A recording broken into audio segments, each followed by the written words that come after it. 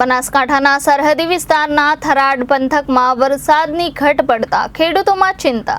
એક બાજુ જમીનમાં પાણી નહીં અને બીજી બાજુ કુદરત રૂઠ્યો ત્યારે જગતનો તાત મેઘરાજાને પોકાર કરે છે કે બાપલિયા હવે તો મેઘ મહેર કર।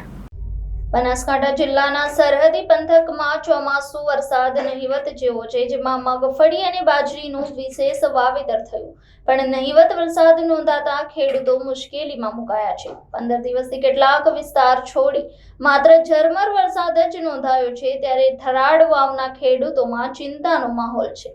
રાજસ્થાન સરહદે આવેલ થરાદ તાલુકામાં કેનાલની સગવડો તો છે, પણ માઇનોર કેનાલોમાં પાણી ન આવતા ખેડૂતો ચિંતિત બન્યા છે। ચોમાસામાં શરૂઆતી વરસાદ જ નથી, પરિણામે બિયારણ ખેડ ખાતર માથે પડે તેવી સ્થિતિનું નિર્માણ થઈ રહ્યું છે। ત્યારે આકાશ તરફ મીટ માંડીને રાત દિવસ મેઘરાજાની વાટ જોવાઈ રહી છે। એક બાજુ મેઘરાજા રિસાયા છે, બીજી બાજુ સરકાર દ્વારા માઇનોર કેનાલોમાં પાણી આપતી નથી, ત્યારે સરહદી વિસ્તારમાં ખેડૂતોને પાણી વગર ભારે હાલાકી વેઠવી પડી રહી છે।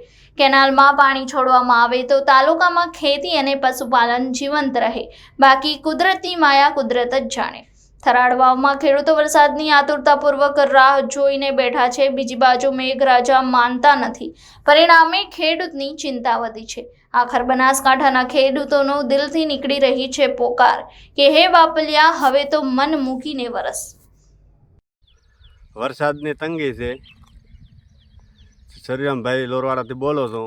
કોઈ મારે ઉપાય નથી, માલને નભાબો છે માટે ને વરસાદ કોઈ વરસતો નથી। 4-5 ગામડામાં ગાયો ઢોર શેના માટે નભાબું, કોઈ સરકાર કોઈ કોણ છોડતી નથી અને શા માટે નભાબું ને વરસાદ કુદરત પણ વરસતો નથી।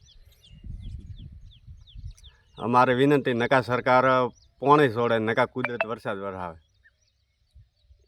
શરૂઆત કરો તો સાહેબ નથી પોણી નથી વરસાદ માલ શેમાં જ નભાડવો, જો પોણી છોડે તો સારું કેવરાય, નકા વરસાદ આવે તો એથી સારો રોમ છૂટે તો પણ રોમ ના આવે તો આ પોણી તો હાલે તો સારું કેવરાય।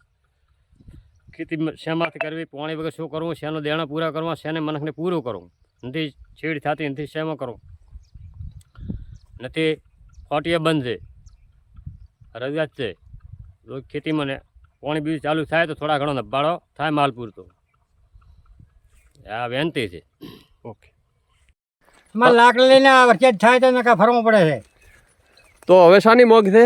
હા, વરસાદની કેનાલ નહીં ચિયા ગમના છો બાબુ? માધીપુરાના। Reporter Thanaji Rajput, Janadesh news, Banaskantha.